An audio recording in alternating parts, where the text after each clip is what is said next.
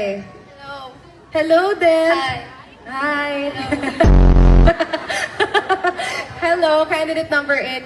You are actually at the middle. So, you are at the first half and you're also at the second half dahil number 8 ka nga. And usually, 8 is a symbol of infinity and prosperity. Naniniwala ka ba doon?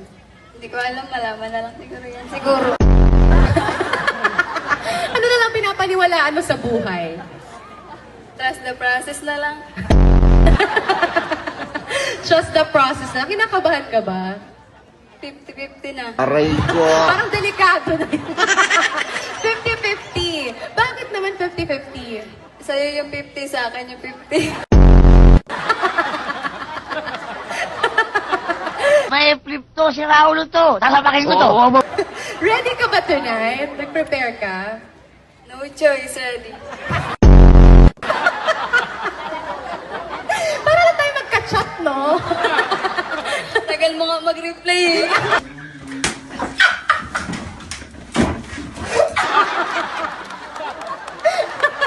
Galingan mo sagot ka ng sagot. Okay, turuan mo ako.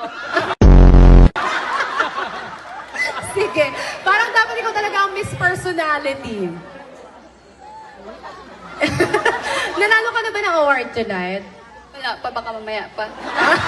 Talaga, Charmin?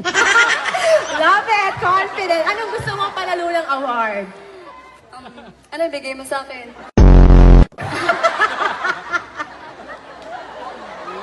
Kumain ka ba bago ang competition? Wala. Kaya pala. Di ba sabay tayo, walang kain? Kakain tayo mamaya. Anong paborito mong pagkain? Anong paborito mo? Bakit tayo nagde-date dito sa stage? Anong paborito mo? Ako, mahilig ako sa sinigang. Sige, ako din. Kung ano pa masabi natin, please pick your question here. 90 seconds para makasagot. So make sure that you make use of the time. Ready ka na? No choice. Yan. Sige. No choice, Gani.